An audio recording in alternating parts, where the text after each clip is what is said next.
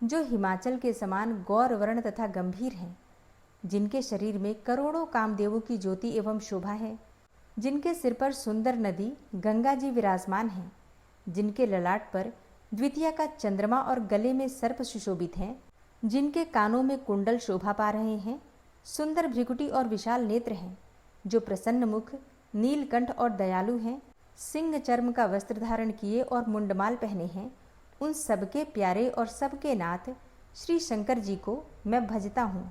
हर हर महादेव, जय भोलेनाथ। सावन मास के पहले दिन की आप सभी को हार्दिक शुभकामनाएं। भगवान शिव की कृपा सदैव आप और आपके समस्त परिवार पर बनी रहे। दोस्तों, आज सावन के महीने का पहला दिन है, शुक्रवार है और 11 जुलाई 2025 है। तो आज से पूरे सावन के महीने में आप सुनेंगे सावन मास महात्म्य और कथाएं। और अगर आप शिवपुराण की कथा सुनना चाहते हैं तो प्रतिदिन हमारे चैनल पर शिवपुराण की कथा संपूर्ण रूप से सुनाई जा रही है। पूरे सावन के महीने में आप इस कथा को जरूर सुनिए।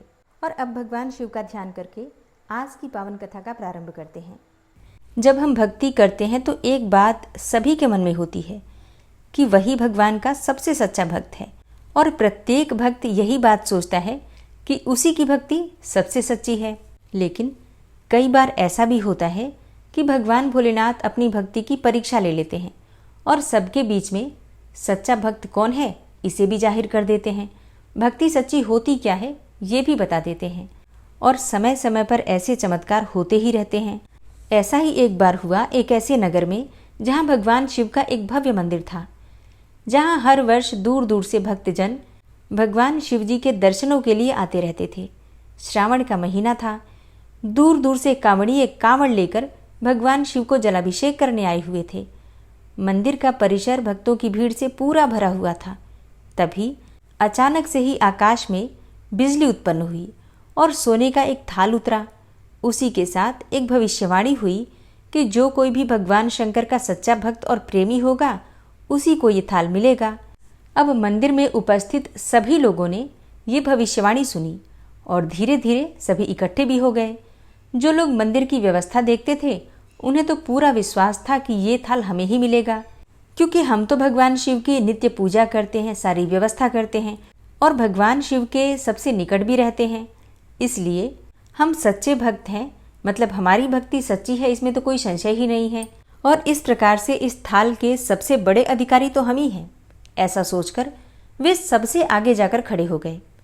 सबसे पहले एक पंडित जी आए और बोले कि देखिए, मैं प्रतिदिन महादेव का अभिषेक करता हूँ, इसलिए मैं ही भोलेनाथ का सबसे निकटवर्ती प्रेमी और भक्त हूँ, इसलिए ये थाल तो मुझे ही मिलना चाहिए। इतना कहकर पंडित जी ने थाल उठा लिया। अब जैसे ही पंडित जी ने थाल उठाया, थाल पीतल का हो गया। ये देखकर पंडित जी तो बड़े लज्जित हुए। उन्होंने थाल यथास्थान रख दिया और फिर वहां से निकल गए। इसी प्रकार वहां उपस्थित सभी पंडितों ने खुद को आजमाया, लेकिन शायद उनमें से कोई भी सच्चा भक्त नहीं था। उन्हें भी थाल को यथास्थान रखकर वापस जाना ही पड़ा। इसके बाद उस नगर के राजा का आगमन हुआ। अब राजा साहब आगे आए और बोले कि मैंने तो महादेव जी के मंदिर में बड़ी भारी दान दक्षिणा दी है, इसलिए ये थाल तो मुझे ही मिलना चाहिए। इतना कहकर राजा साहब आगे बढ़े और थाल उठा लिया। जैसे ही राजा ने थाल उठाया, थाल तांबे का हो गया। अब ये देखकर महाराज भी लज्जित हुए और थाल यथास्थान रखकर एक तरफ खड़े हो गए।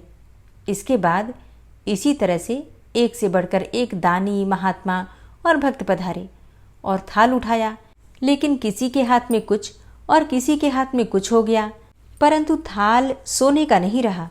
तब सभी लोगों को पता चला कि हम में से कोई भी महादेव का सच्चा भक्त नहीं है। अब ठीक उसी समय एक किसान का आगमन हुआ और वो बेचारा महीनों बाद आज चातुर्मास के शुभ अवसर पर सोमवार को शिव जी के दर्शन करने आया था। गरीबी और गृहस्थी के बोझ तले दबा दिन रात खेतों में मेहनत मजदूरी करके अपना और अपने परिवार का गुजारा करता था। अभी रास्ते में ही आ रहा था कि कोई भिखारी मिल गया और कुछ खाने को मांगने लगा। इस किसान को दया आ गई और अपने खाने के लिए जो खाना लाया था वो भी उसने उस भिखारी को दे दिया। थाल के बारे में इसने भी सुना था, लेकिन इसने उस ओर कोई ध्यान ही नहीं दिया। सीधा मंदिर में गया और महादेव का पूजन करके बाहर आ गया। परिक्रमा करके जाने को हुआ, तभी पीछे से एक व्यक्ति बोला कि भाई तुम भी थाल को उठाकर देख लो, हो सकता है तुम ही वो सच्चे भक्त हो जिसके लिए ये थाल आया हुआ है। अब किसान को लगा कि वो व्यक्ति उसका मजाक बना रहा है। किसान ने हंसते हुए कहा, भाई मैं तो कभी कोई पूजा पाठ भी नहीं करता और महीनों में एक आध बार ही मंदिर भी आ पाता हूँ, तो मैं काहे का सच्चा भक्त। वो अजनबी बोला, भाई हम तो देख चुके हैं, हमारी भक्ति तो 2 कौड़ी की भी नहीं है। अब तुम भी अपना हाथ लगाकर देख ही लो, सोने का थाल मिले या ना मिले, किंतु पता तो चल ही जाएगा कि तुम्हारी भक्ति में कितनी सच्चाई है। लोगों के बहुत आग्रह करने पर आखिर उस भोले भाले किसान ने जाकर थाल उठा ही लिया। फिर जैसे ही उसने थाल उठाया, लोगों के आश्चर्य का तो ठिकाना ही नहीं रहा। सोने का थाल रोशनी से चमचमाने लगा। ये देखकर सब लोगों में खुशियों की लहर दौड़ गई। सभी लोग उसके जयकारे लगाने लगे और पूछने लगे कि भाई तुम ही सच्चे भक्त हो, अब हमें भी बता दो कि कैसी भक्ति करते हो जिससे कि महादेव तुमसे इतने प्रसन्न हैं। सबकी बातें, सबके जय जयकारे सुनकर किसान बोला कि भाई मैं तो कोई भक्ति करता ही नहीं, मैं केवल दिन भर खेतों में काम करता हूँ और थोड़ा समय निकालकर ज़रूरतमंद लोगों की मदद कर लेता हूँ। इसके अलावा मैं कोई विशेष कार्य नहीं करता। लोग पूछने लगे कि तुम लोगों की मदद क्यों करते हो? तब हंसते हुए किसान बोला, सुकून। दूसरों के चेहरे पर मुस्कान देखकर मुझे जो आनंद और खुशी होती है उसे मैं शब्दों में बयान ही नहीं कर सकता, और शायद यही कारण है कि महादेव मुझसे इतने प्रसन्न हैं। इसलिए हमेशा याद रखें, सत्कर्म का आरंभ भी आनंद से होता है और अंत भी आनंददायक होता है, और दुष्कर्म का आरंभ भी दुख से होता है और अंत भी दुखदायक ही होता है। आप सैकड़ों मील की यात्रा करके भी दूसरों का दिल दुखाते हैं तो आपकी ये तपस्या, साधना और महादेव का दर्शन धूल के बराबर है। और अगर आप थोड़ी सी भक्ति के साथ भी दूसरों की ज़रूरतों का ध्यान रखते हैं, दूसरों की मदद करते हैं, दूसरों को प्रसन्न करने का प्रयास भी करते हैं, किसी के भी चेहरे पर थोड़ी सी भी मुस्कुराहट लाने का प्रयास करते हैं, तो भगवान शिव आपसे वैसे ही प्रसन्न हो जाते हैं। और कहा भी गया है कि प्रत्येक जीव में ईश्वर का वास होता है। तो हम जितने भी जीवों को प्रसन्न करते हैं, जितने भी जीवों को हम खुश करते हैं या जितने भी जीवों की हम मदद करते हैं, एक तरीके से हम भगवान की ही सेवा करते हैं। और हम जितने भी जीवों को दुख देते हैं, किसी के भी दुख का, किसी की भी तकलीफ का कारण बनते हैं, तो कहीं न कहीं भगवान का ही दिल दुखाते हैं। तो उम्मीद करती हूँ ये कथा आपको पसंद आई होगी। और अब आप सुनेंगे सावन मास महात्म्य का पहला अध्याय। मुनि श्रेष्ठ सौनक जी ने श्री सूत जी से पूछा, हे महाभाग, हे महामते, हे व्यास शिष्य, श्री सूत जी, आपके मुख से हमने अनेकों आख्यान सुनकर आनंद प्राप्त किया है, किंतु फिर भी हमारे कानों की प्यास अभी बुझी ही नहीं, बल्कि और अधिक सुनने की इच्छा बढ़ती ही जा रही है। हे मुनि श्रेष्ठ, आपने तुला राशि का सूर्य होने पर कार्तिक मास का महात्म्य, मकर का सूर्य हो जाने पर माघ मास का महात्म्य तथा मेष का सूर्य हो जाने पर वैशाख मास का महात्म्य सुनाया। इन मासों के जो गुणधर्म हैं वो भी आपने समझाया, लेकिन अब इन मासों से भी उत्तम आपके अनुसार यदि कोई महीना परमपिता परमेश्वर को सदैव धर्म प्रिय हो तो उसे भी विस्तार पूर्वक कहिए। हमारे मन में उसको सुनने की तीव्र लालसा है। यह सुनकर सूत जी ने बड़े प्रेम पूर्ण शब्दों में कहा, आप सब मुनिगण ध्यानपूर्वक सुने, मुझे आपको सुनाने में बहुत आनंद प्राप्त होता है। आप सर्वगुण संपन्न हैं, अर्थात अच्छे श्रोता हैं।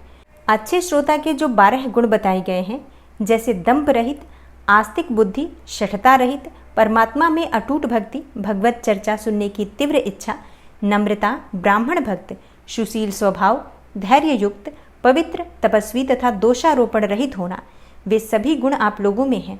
इससे मैं प्रसन्न होकर आपसे तत्व की बात कहता हूँ। धर्म को जानने की इच्छा से बुद्धिमान सनत कुमार ने परमेश्वर को दोनों हाथों से नमस्कार करके भक्तिपूर्वक पूछा, हे देवों के देव महादेव, अनेकों योगियों के ध्येय चरण कमल, आपसे अनेकों व्रत तथा धर्मों को सुना, किंतु इस समय हमारे हृदय में एक ऐसे मास का महात्म्य श्रवण करने की अभिलाषा है जो 12 मासों में सर्वोत्तम, आपको अत्यंत प्रसन्न करने वाला तथा जो सब कर्मों का सिद्धि प्रदाता हो।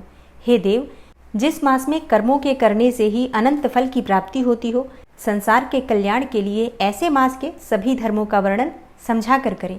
ईश्वर ने सनत कुमार से कहा, हे ब्रह्मपुत्र सनत कुमार, आपकी सेवा तथा भक्ति से प्रसन्न होकर मैं आपसे अत्यंत गुप्त बात कहूँगा। 12 महीनों में श्रावण मास मुझे अधिक प्रिय है। पूर्णिमा को श्रवण नक्षत्र का योग हो जाने से भी मास का नाम श्रावण कहा जाता है, और जो श्रवण मात्र से ही सिद्धि देने वाला होता है, इसलिए इसे श्रावण नाम कहा जाता है। आकाश के समान स्वच्छ हो जाने से नभा नाम कहा गया है। उस मास के धर्मों की गणना करने के लिए भूमि पर कौन समर्थ हो सकता है? जिसके संपूर्ण फलों को कहने के लिए ब्रह्मा जी हुए, और जिस श्रावण मास के महात्म्य को देखने के लिए इंद्र हुए, और जिसके फल को कहने के लिए भगवान अनंत ने 2 सहस्त्र जिह्वा धारण की। हे महामुने, दूसरे मास इस मास की एक कला को भी नहीं प्राप्त हो सकते। संपूर्ण श्रावण मास धर्म रूप और व्रत रूप है। इस मास में कोई भी दिन व्रत शून्य नहीं देखा गया। यहाँ पर मैं जो कुछ भी कहता हूँ वह अर्थवाद नहीं है। अतः जिज्ञासु भक्त, दुखी, बुभुक्षु और अर्थी, इन चारों जनों द्वारा अपनी अपनी अभिष्ट सिद्धि हेतु यह मास सेवन योग्य है। सनत कुमार बोले, हे ईश्वर, आपने अभी कहा है कि इस मास में कोई भी दिन व्रत शून्य नहीं है। हे श्रेष्ठ, उसे आप मुझसे विस्तार पूर्वक कहें कि किस तिथि में कौन सा व्रत किस वार में होता है, और उस व्रत का अधिकारी कौन है। फल तथा विधि क्या क्या है, किसने इस व्रत को किया है, और उद्यापन की विधि क्या है। देवता तथा पूज्य कौन है। पूजन सामग्री में क्या क्या वस्तु होती हैं। प्रधान पूजन किसका है। जागरण विधि क्या है। किस व्रत का क्या समय है। हे प्रभु, वह सब आप मुझसे कृपा करके कहें। आपको श्रावण मास कैसे प्रिय हुआ, इसे पवित्र किस कारण से कहा गया, इस मास में कौन अवतार उत्तम माना गया है, और इस मास में कौन सा अनुष्ठान करने योग्य समझा गया है। हे प्रभु, हे दयालु, आप सब प्राणियों के उदारार्थ मुझसे कहें। रविवार, सोमवार, मंगलवार, बुधवार, बृहस्पतिवार, शुक्रवार तथा शनिवार को जो व्रत आदि किए जाते हैं वह कृपा करके आप मुझसे कहें। आप सबके आदि कारण हैं, अतः आदिदेव भी कहे जाते हैं। अन्य देवता आपसे छोटे होने के कारण आप महादेव कहे जाते हैं। पीपल के वृक्ष में ब्रह्मा, विष्णु तथा शिव तीनों देवों का निवास है। उसमें भी आपका निवास सबसे ऊपर और ऊंचा कहा गया है। आप कल्याण रूप से शिव माने जाते हैं। पापनाशक होने से आप हर माने गए हैं। आदिदेव होने से आप श्वेत वर्ण हैं। शुक्ल वर्ण में विकार होने से अन्य वर्ण होते हैं। उनमें कर्पूर वर्ण के समान गौर वर्ण होने से आप आदिदेव हैं। पहले गणेश जी का अधिष्ठान रूप 4 दल का मूलाधार नाम का चक्र है। उसके ऊपर 6 दल का ब्रह्मा जी का अधिष्ठान नाम का दूसरा चक्र है, और उसके ऊपर 10 दल वाला भगवान विष्णु का मणिपुर नामक तीसरा चक्र है। फिर हृदय में अधिष्ठान रूप 12 दल का अनाहत नाम का चौथा चक्र है। सबके हृदय में होने वाले उस चक्र में आपकी स्थिति कही जाती है। ब्रह्मा जी तथा भगवान विष्णु के ऊपर आपका निवास होने से आपको मुख्यतः कहा गया है। केवल आपके पूजन मात्र से पंचायतन का अर्चन हो जाता है। यह सब अन्य देवताओं में नहीं है। स्वयं आप शिव हैं, और आपके वाम भाग में पार्वती का निवास है, गणपति का दक्षिण भाग में, सूर्य का नेत्र में, और भगवान हरि का हृदय में वास है। अन्न को ब्रह्ममय कहा गया है, और भगवान हरि को जलरूप कहा जाता है। हे ईशान, जब आप उस अन्न और जल का भोग करने वाले हैं तो आपकी प्रवीणता में किसी को भी संदेह नहीं हो सकता। आपका स्मशान और पर्वत में निवास सब प्राणियों को विरक्ति की शिक्षा प्रदान कर रहा है। संसार को विनाश करने वाला हलाहल विष अपने कंठ में आपने ही ग्रहण किया था। महाप्रलय के लिए कालाग्नि को अपने मस्तक में धारण करने में आप ही समर्थ हैं। विश्व स्वरूप कामांत कुएं में गिरने के कारण कामदेव का वध आपने ही किया था। आप ऐसे महान महत्वशाली हैं कि आपके यश का वर्णन करना आसान बात नहीं है। बल्कि मैं आपकी स्तुति के लिए यदि करोड़ों बार जन्म लेकर भी आपकी स्तुति का वर्णन करना चाहूँ तो भी मैं समर्थ नहीं हो सकता। अतः हे दयामय, आप मेरे प्रश्नों का उत्तर देने की कृपा कीजिए। ओम नमः शिवाय। प्रेम से बोलिए हर हर महादेव। दोस्तों, उम्मीद करती हूँ कि आज की कथा आपको पसंद आई होगी। तो अगर कथा पसंद आती है तो वीडियो को लाइक ज़रूर किया कीजिए, और अगर संभव हो तो वीडियो को शेयर भी किया कीजिए। और कमेंट बॉक्स में प्रतिदिन हर हर महादेव लिखना बिल्कुल मत भूलिए।